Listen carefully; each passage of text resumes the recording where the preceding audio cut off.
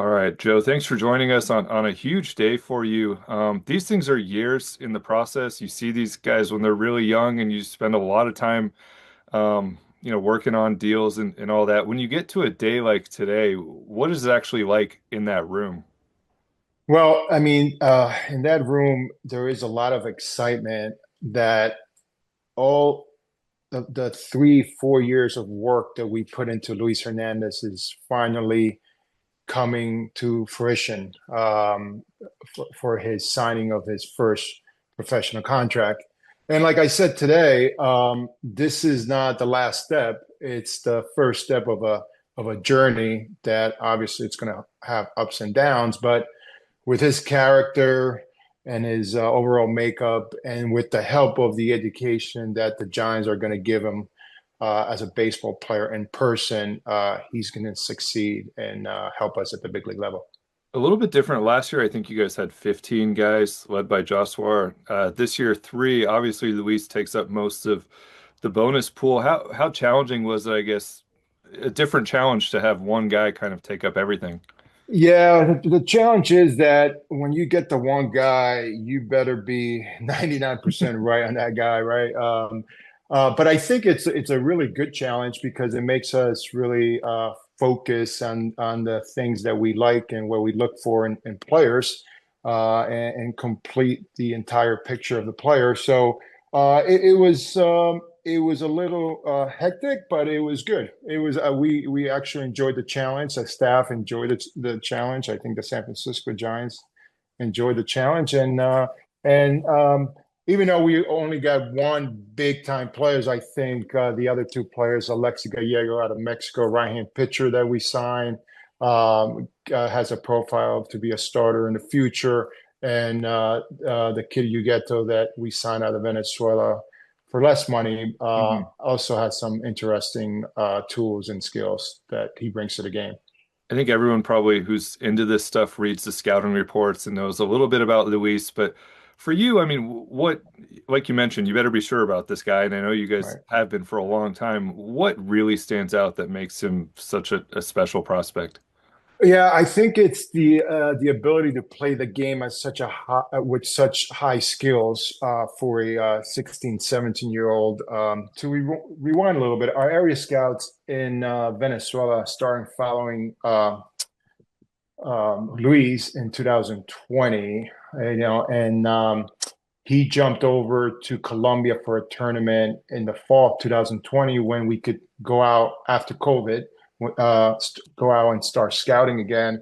And we saw him in Colombia in a tournament, and we were like, "Wow, this guy really stood out." When he went back to Venezuela, our scouts continued to work over there.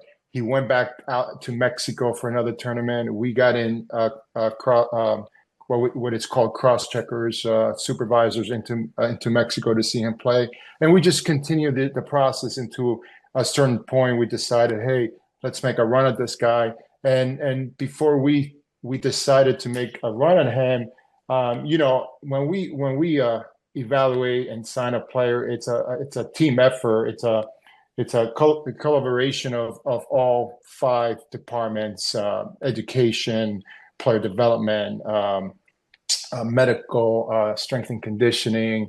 So it's just not international scouting.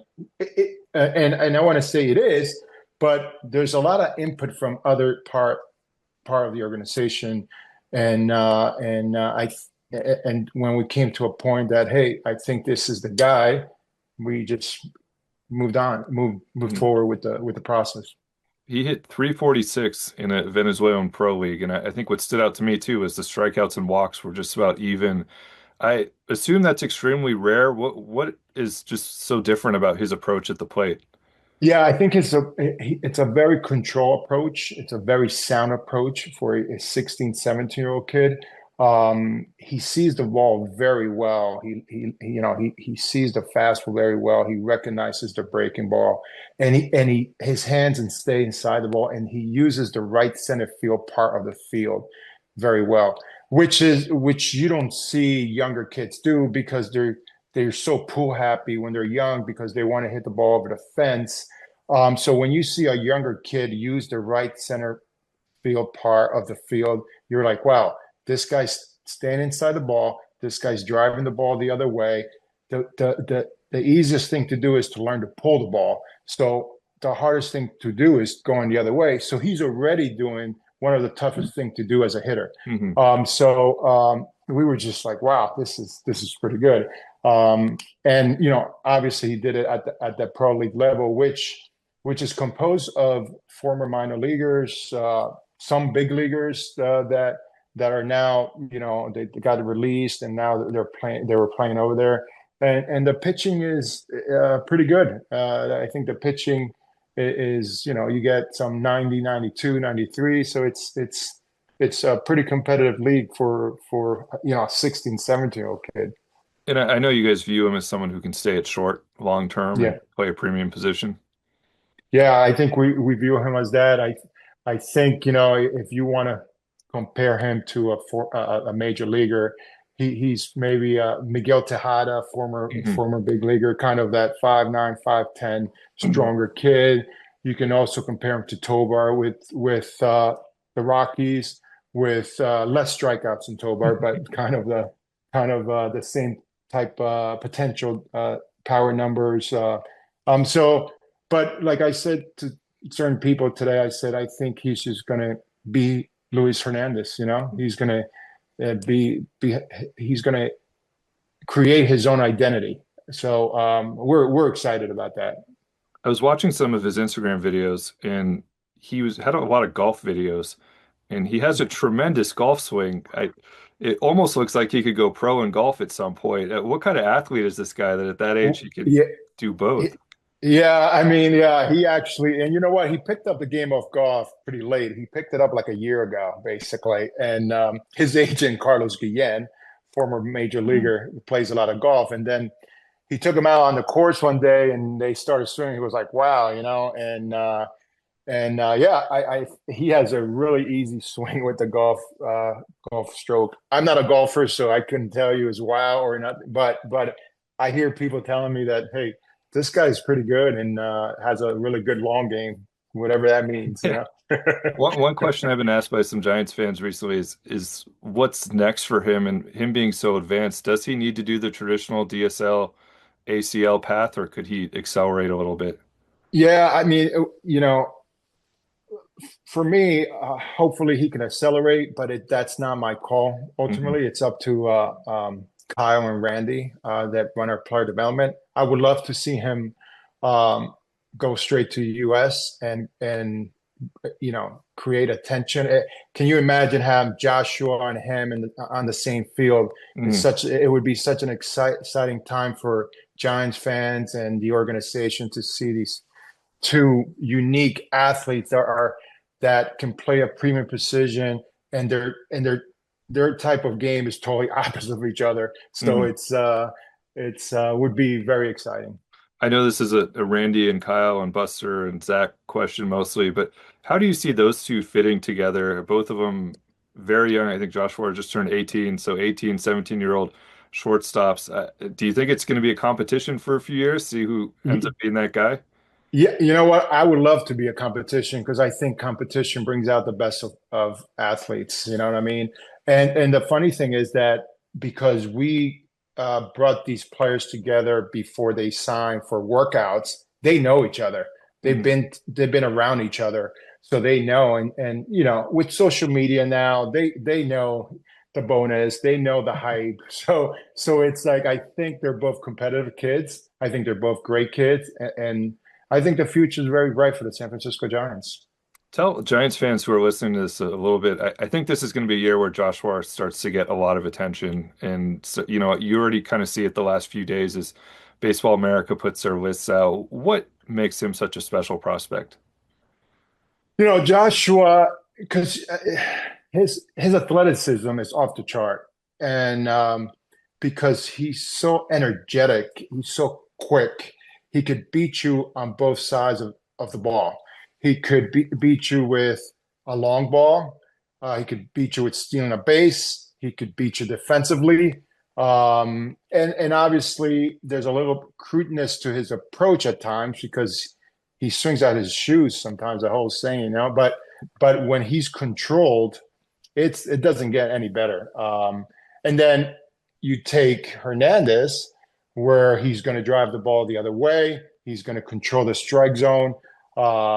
When he gets his pitch, he's going to hit it over the fence. Defensively, he's going to make the everyday play.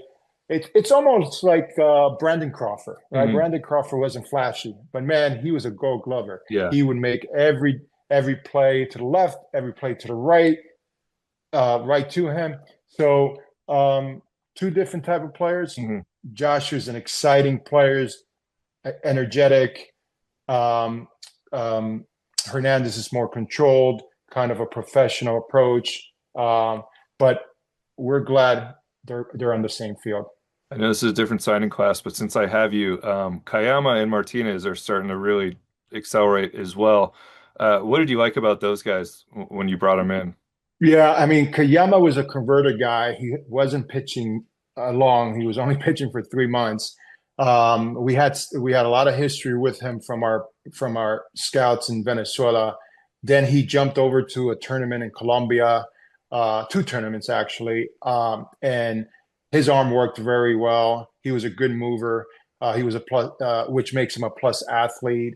The fastball, he threw strikes to the fastball for a kid that was pitching for 3 months. He showed a breaking ball that had some a bite to it, and and the body was a projectable body, and he had arm speed. So we were excited about that. Now Martinez, he was an older sign.